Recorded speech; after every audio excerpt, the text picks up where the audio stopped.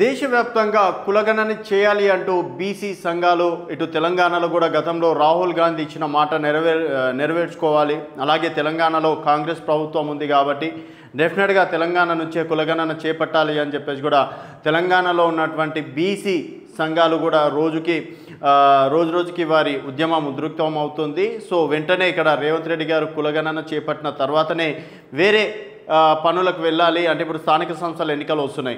So మొదటగా కులగణనగా చేస్తే ఇప్పుడు 22% ఉన్నటువంటి స్థానిక సంస్థల్లో ఉన్నటువంటి రిజర్వేషన్ 43%కి పెరిగే అవకాశం ఉంటుంది. తర్వాత బీసీల్లో కూడా నెక్స్ట్ టర్మ్కి వచ్చేసరికి ఎమ్మెల్యేలు ఎంపీలు చట్టసభలో వెళ్ళే అవకాశం ఉంటుంది అని చెప్పేసి కూడా చెప్తున్నారు. దాదాపుగా అంటే 70 సంవత్సరాల కిందట జరిగినటువంటి కులగణన ఇప్పటివరకు జరగలేదు. సో డెఫినెట్గా బీసీ కులగణన చెయ్యాలి అని చెప్పేసి కూడా చెప్తున్నారు. దానికి కాంగ్రెస్ పార్టీ కూడా అంటే ఏఐసిసి హెడ్ ఆఫీస్లో కాంగ్రెస్ విస్తృత స్థాయి సమావేశంలో ఖర్గే, రాహుల్ గాంధీ, కేసీ వేణుగోపాల్, అజయ్ మాకెన్, ముకుల్ వాస్నిక్, సచిన్ పైలట్ పాల్గొనడం అనేది జరిగింది. సో కులగణన కోసం కాంగ్రెస్ పోరుపాట తెలంగాణ ఇన్ఛార్జ్ దీపాదాస్ మున్షి, అలాగే వ్యూహకర్త సునీల్ కనుగోలు, కర్ణాటక పిసిసి అధ్యక్షులు డికే శివకుమార్, ఏఐసిసి అధ్యక్షురాలు షర్మిల, ఇన్ఛార్జ్ మాణిక్యం ఠాకూర్ కూడా వీళ్ళు హాజరయ్యారు. రాబోయే 5 రాష్ట్రాల్లో ఎన్నికల సన్నిద్ధ కావచ్చు, సంస్థాగత అంశాలు, జాతీయ ప్రాముఖ్యత కలిగిన వివిధ అంశాలపై సుదీర్ఘంగా చర్చించారు. విదేశీ పర్యటన నేపథ్యంలో Telangana PCC chief CM Revanth Reddy మీటింగ్కు హాజరు కాలేదు. సో కులగణనతో వెనుకబడిన వర్గాలకు న్యాయం, కులగణనతోనే వెనుకబడిన వర్గాలకు న్యాయం చేకూరుస్తుందని పార్టీ విస్తృత స్థాయి మీటింగ్లో పలువురు నేతలు అభిప్రాయం వ్యక్తం చేశారు. ఈ దిశలో దేశంలో పేద, బడుగు, బలహీన వర్గాల ప్రక్షాళన నిలిచేలా ముందుకు సాగాలని నిర్ణయించారు. ఇందుకు జనగణనలోని కులగణనను అంశం ప్రధానమైందిగా చెప్పారు.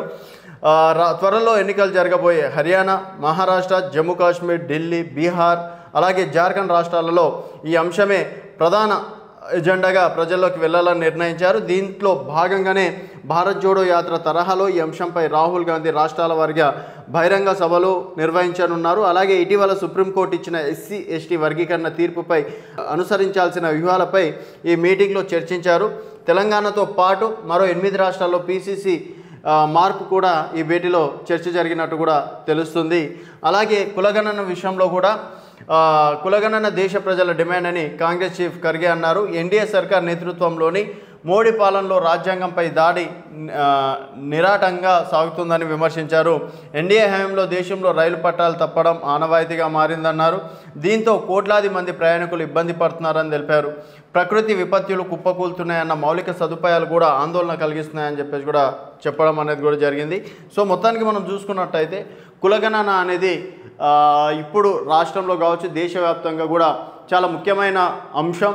దాదాపుగా 52% ఉన్నటువంటి బీసీలకి న్యాయం జరగాలంటే కులగణన జరగడం తప్పనిసరిగా కూడా చెప్తున్నారు.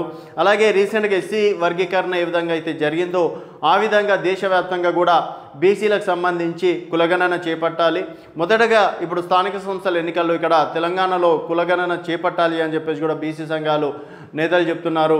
మరి ఇక్కడ రాష్ట్రంలో కులగణనను చేయడం ఎంతవరకు సాధ్యం అనేది వేచి చూడాల్సిన విషయం. మరి కులగణన తర్వాతనే స్థానిక సంస్థల ఎన్నికలకు వెళ్తారా, లేకపోతే స్థానిక సంస్థల ఎన్నికల తర్వాత కులగణన చేపడతారా? ఇదే అంశంపైన కొందరు గతంలో కేసీఆర్ ఒక రోజులో అంటే తెలంగాణ వ్యాప్తంగా కూడా సర్వే చేయడం అనేది జరిగింది, కుటుంబ సమగ్ర సర్వే అని చెప్పేసి. ఆ తరహాలో 3 రోజుల పాటు గనక ఇక్కడ గవర్నమెంట్ తలుచుకుంటే డెఫినెట్గా 3 నుంచి వారం లోపలనే కులగణన చేపట్టవచ్చు అని చెప్పేసి కూడా ఇక్కడ బీసీ సంఘాల నేతలు చెప్తున్నారు. మరి రాష్ట్ర ప్రభుత్వం కులగణనకి ఏ విధంగా కట్టుబడి ఉందనేది వేచి చూడాల్సిన విషయం.